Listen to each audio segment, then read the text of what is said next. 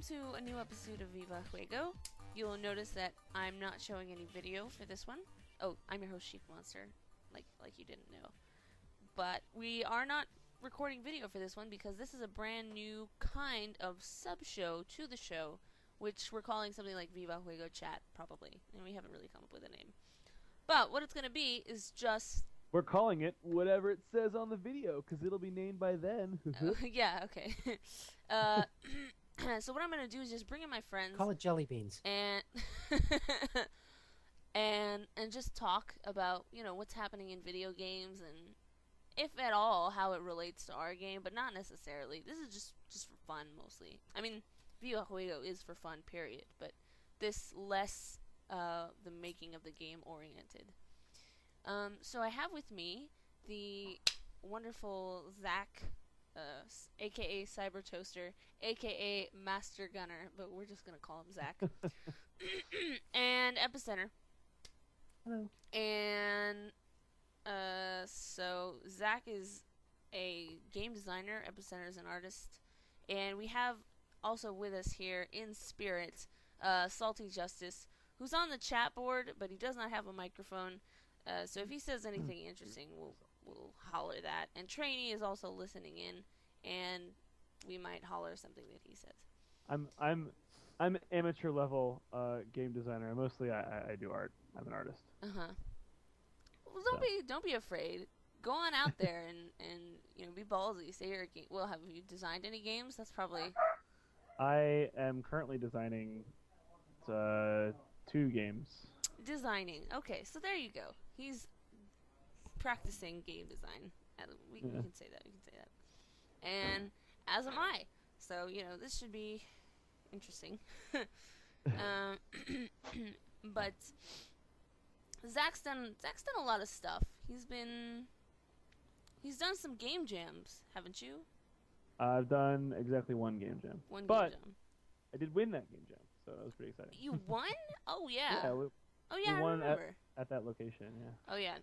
We entered a game jam and we got devastated by the competition. Like, well, I didn't really expect to win. I just wanted to do it for the hell of it. That was the Ouya one, right? Huh? Yeah, the Ouya one. Everyone, don't get an Ouya.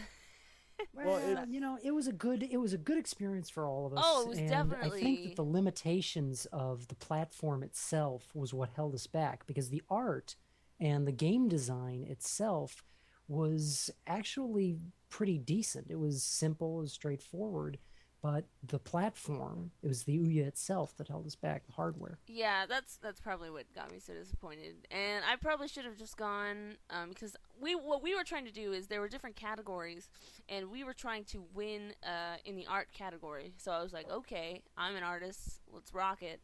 And what ended up happening was just the Ouya just could not handle all of the detail and stuff that I was putting into it. And so what I was thinking was probably would have been better if we had just stuck to like the core of the gameplay, but we just didn't know. But it was definitely a very educational experience. I mean, I've never worked so intensely on anything in my life, I don't think. Oh, it's okay.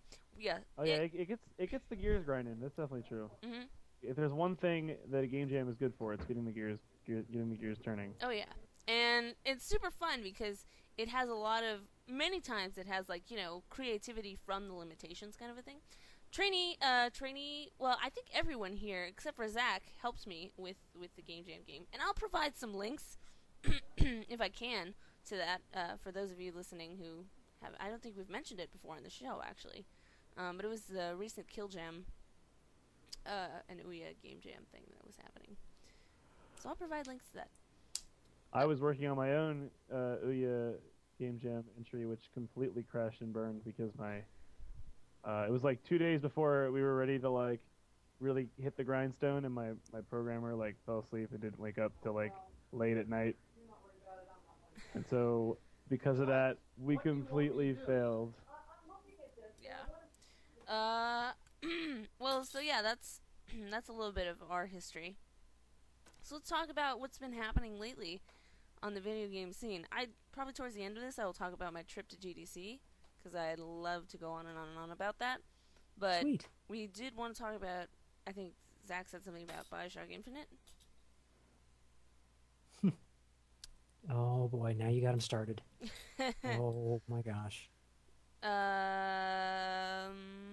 Okay. Oh no. I'm Oh supposed my to. gosh. He got pulled away by somebody. Oh no. I've only seen the beginning of Bioshock Infinite. Because that's one of the games that I'm trying not to see too much of because I want to play it for myself. And if the past Bioshock Infinites are any indication, that's kind of a game that you want to experience for yourself. But again, I'm not gonna pay $60 for it. So I'm kind of waiting for maybe like the hype to die down and the price to drop. Hopefully, I can survive it without getting too many spoilers. We'll see. But just from an artistic point of view, I mean, Bioshock is pretty interesting stuff. But the art of this Bioshock is just absolutely Can't be matched. It's so beautiful. Oh, So good. Oh, he's back. He's Here we back. go. No, Zach's I'm back now. I'm putting in 2 cents. We may have to start the recording over because. Okay. The magic of audio editing. All right, Yeah, what do you think? I can cut it Bioshock out. Infinite. I can Bioshock Infinite. Get him Bioshock started. Infinite. Yes. Okay, I'm back. Okay. So Bioshock Infinite, really pretty game, and It's gorgeous. Oh, it's so gorgeous. I love it. I'm gushing because I think it's when Penn Jillette saw the Book of Mormon, he thought long and hard about this answer before he went public with it, and he said he thinks before he said that the Book of Mormon was one of the most favorite one of his favorite things he's ever seen. And I have to stand here today and I say I think Bioshock Infinite is the best AAA game I've ever played. All Honestly. right, that's It's difficult to make that decision, but it is so good, and the story is so well written, and the characters are so vivid, and everything about it. Play this game. It's worth $60. Play this game. well, I mean, I don't have $60, No, but that's fair. I'm definitely looking forward to getting my hands on a copy. And if I have to, I'll go to a library or something and rent it out, whatever. You can play it in about, I want to say it's 15 to 20 hours at the most. But the ending is something completely new. I'm not going to spoil anything, but it is something that, I will say that it's not a big boss fight like the first one. It's completely different, and it's extremely interesting, and it's extremely ambitious. And I'm really glad that they went with that decision. Is it a mind blow similar to the first one? Or Oh, there's a mind blow. You'll think you'll be expecting it. You're not expecting it. You're not. Oh, You think you're ready for this. I really You're not. do love the game mind blow. Those are just like the twists and the Easter eggs and those kinds of things, stuff you never noticed, and then they point it out to you, and it's like, oh. See, I feel like they wanted to end the first BioShock with the killing of Andrew Ryan, right? Of course, you know. Oh, spoilers! Andrew Ryan dies, guys. Oh well, I mean, I'm pretty sure sorry about that, everybody guys. is. Well, don't tell them how. I mean, that's probably the most interesting part. Okay. But they wanted that to be the end, right? It's certainly the end of the plot. After that, what you fight a few rooms you've already fought before, and then you fight a boss, and that's it. Yeah. In Infinite, they really do decide to do what they want to do, and they end it the way they want to end it, and they don't really give a shit about conventions or what is expected, and because of that, the ending is beautiful. that's exciting. I'm very excited. I fell in love with it the second I saw the art style. That was my favorite. Yeah, and it's the graphics are relatively realistic, and if it teaches us one thing, it's that hey, AAA designers, colors are good. Yeah. Oh my Colors are goodness. good. Yes. For sure. No, just make it brown. Make the whole Not thing everything has to brown. exist in a brown-gray apocalypse.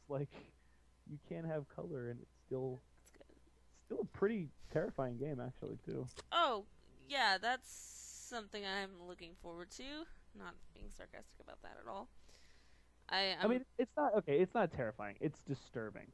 There's definitely disturbing parts of it. Okay, well, that doesn't really comfort me in any way. I mean, you know. No. It, I mean, hey, the first one was disturbing. I mean, I gotcha. And so, like, I would expect this one to be equal, if not like worse, to that kind of level of just, oh, what? well, and But it's okay. I'm gonna talk about the first maybe 10 minutes of the game because that's not really getting yeah, too go much. ahead. I've seen parts of it, the The, beginning, but not I haven't gone too much pretty from much it. the first 10 to 20 minutes is like you go and there's these two people on the boat and they're talking about something, and then you get out and you're at a lighthouse just like the first game. You get into this capsule and it like launches you into the clouds where you then discover the city of Columbia. Uh huh. Um, so then it just basically it introduces you to the world by bringing you to the sort of receptacle of where all the newcomers, where all the pilgrims, so to speak, come when they first arrive at Columbia, and it's like this worship temple where there's candles everywhere and there's reflecting pools, and it's all just so immaculate and heavenly, and everybody's like it's like this really beautiful and serene landscape, but there's this little like uh there's this little worm in the back of your head that's going, this is a fucking cult. Like this is really culty. Yeah. Um, and so then you get out and you realize that, oh my god, like they have these statues that are worshiping the founding fathers as gods. They're like the religious figures in Mhm. this sect. And so then it takes you through, and for the first 20 minutes there's no combat. There's just you walking through the streets of beautiful, flourishing, vibrant Colombia. And so I have obtained an entire chronological history of the world of Colombia, and I did it all through exploring the world. And it's something that you can't do in a film or in a book. You can't have someone explore and discover the world for themselves. You have to present it to them. Yeah. And by doing this in BioShock That's good Infinite, when a game does that. yeah, they have introduced me to their world, and I feel it is immersive, and I feel that it is complete because of the exploration I did. Because of I go up to a cafe, and there'd be three people having a conversation, and I'd go up to another cafe, and there'd be three more people having a conversation. One of the coolest things is it's the little details. I went up to a store, and the store had a little latch on the street right before the store entrance. Like this store obviously has the ability to detach from the platform and float away. And next to the store, there was a sign that had listed like 5 different docking times for the store. That's That little cool. detail was like, oh, this store moves around. It goes to all kinds of different places in the city. Like those little things made me go, ah, just as someone who is an artist and as someone who is passionate about world building, that world is just it's so fantastic. Can't stop gushing about this guy. I'd like to say like, oh, it's okay. No, Okay, so no. I mean, like that you can describe exactly what it is that makes it so good. I mean, like there's those people who play the game and they're like, it's good, and you're like, well, why? And like, because it's just fucking awesome. Just play it. But you can, you know, but when you can describe things like that, that's good because then, look at me. It's a good thing because well, you can I describe will it. say it doesn't really offer a whole lot gameplay wise. I mean, it's really fun. It's a really fun shooter. Um, it takes the combat from the first one and it makes it a bit more compelling, but it doesn't really bring a whole lot more to the table. So in that aspect, it's a tiny bit weak, but it so much makes up for and exceeds that deficit in the story. The Story world building and the story. Yeah, I think BioShock Infinite is the kind of game that like most people who come into the game industry want to make. They want to make they. Oh yeah, I believe it's that a like the lot of holy people like grail of yeah they aspiring couldn't really creators. care about like like oh the gameplay. I mean I think there's like two schools of thought as to like making great games. There's like people who mostly I think inhabit I guess the indie kind of community and they're thinking like the gameplay is more important. And then you Hmm. have the other people who usually end up in like the AAA kind of thing, which is the story or the experience. The Yeah. world is more important, and it's really interesting having like those two kind of juxtaposition. Well, I mean, like, there's There's room for all. there's obviously parallels, like board game, like, you know, like Eurotrash versus Ameritrash. It's the exact same thing. It's like gameplay is more important. No, story is, or theme is more important. There's parallels for sure. But I've always been really, really interested in, like, I'm waiting for a game that can, like, combine the two perfectly.